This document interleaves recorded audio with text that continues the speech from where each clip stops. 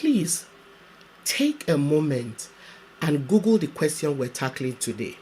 Were ancient Egyptians white or black? One of the answers that will top the list on Google is one which claims scientists now know. And it's an example of efforts by people who are trying to prove that ancient Egyptians were not related to sub-Saharan Africans. The article claims that there is now DNA proof to show that ancient Egyptians were not black Africans. However, I beg you, take your time and read through the article, and you will discover that the so-called scientists who are supposed to have found answers to these questions were unable to find any mitochondrial DNA in the mummified remains which they studied. None of the remains which they studied was older than 1300 BC. And the fact that pre-dynastic Egypt existed between 5000 and 3100 BC, a period that is not covered by their research, does not stop them from making their spurious claim. They went ahead and to proclaim that ancient Egyptians were not related to sub-Saharan Africans. While I'm not trying to argue that Egypt was invaded and became heavily mixed over several centuries, and that present-day Egyptians have a closer affinity to Arabs and Persians as a result of the various waves of migrations, there is overwhelming evidence to prove that the original inhabitants of ancient Egypt were African. Please don't get me wrong.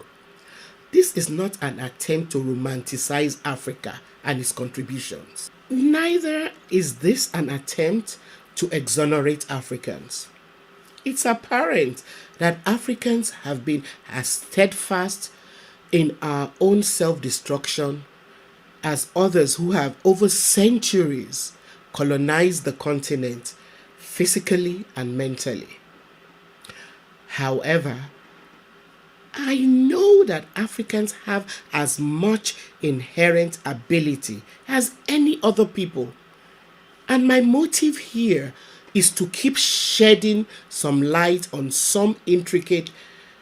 a more intricate history and reality of Africa, Africans, and Africans in diaspora.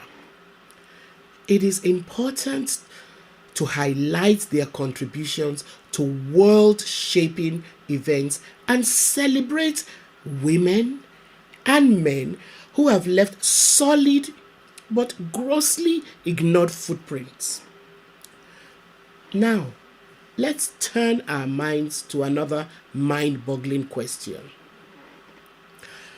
Why is it difficult to imagine that at one point or another, Africa was at the forefront of all world progress?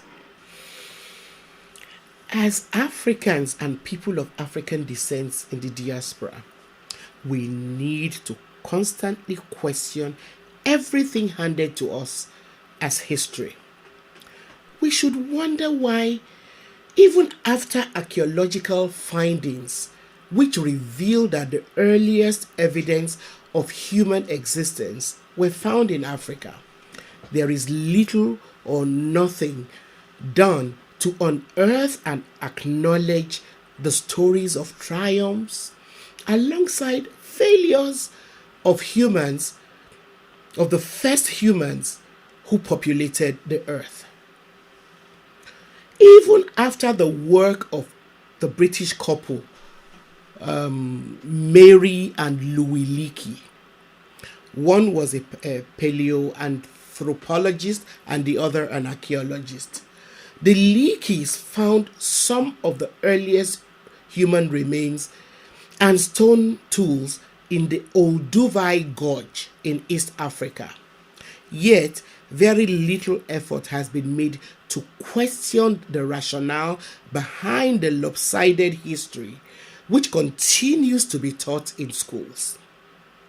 If academics like the Leakeys were satisfied that Africa was where humankind first appeared, preceding other continents by several hundred centuries, why then is it difficult to imagine that at one point or another, Africa was at the forefront of all world progress?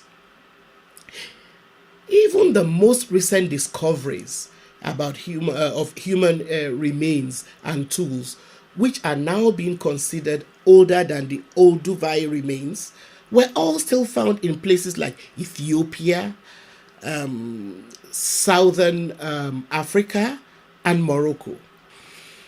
These are all located on the African continent. So we should ask, just what were the ancient Africans doing all those thousands of years when they preceded life on all other continents? Again, historians like John Henry Clarke, you're beginning to see he's one of my favorite historians. John Henry Clarke provide us with a more believable scenario than Eurocentric history has taught us. He and some others suggest that Africans figured out some of the most basic problems needed to survive in the climatic environments in which they found themselves. They discovered fire, invented tools, the kind of tools needed for fishing, hunting, and other ways to feed themselves. They also started using the skins of the animals that they killed for food to keep themselves warm when necessary. As such, they laid the foundational work for all the technology that we now enjoy. They also ventured into the arts and anatomy through drawings which they left on cave walls. They did not just invent tools, but started polishing them. Early Africans contributed to the science of chemistry by mixing substances to create different paint colors. They needed those paint colors for the drawings that we now find on cave walls. They also started planting seeds, leading to the evolution of farming. In other words, it is only logical that since the earliest human remains were found in Africa, preceding the occurrence of life anywhere else, early Africans, through the very act of surviving, laid the very foundation on which all aspects of living have been built. Every single aspect of life as we know it today was laid by our ancestors. I really do hope you'll continue with me on this journey.